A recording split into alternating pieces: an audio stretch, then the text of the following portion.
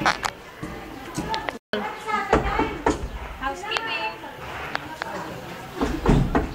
Housekeeping. Housekeeping.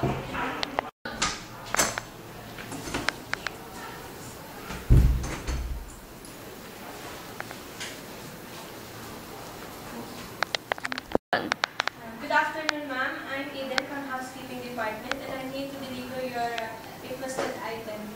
Ma'am, Sir Maria from room 302 requested an additional pillow. Did I get you right, ma'am? Yes. Ma'am, here are your requests. Would you like me to arrange your pillow? Sure, thanks.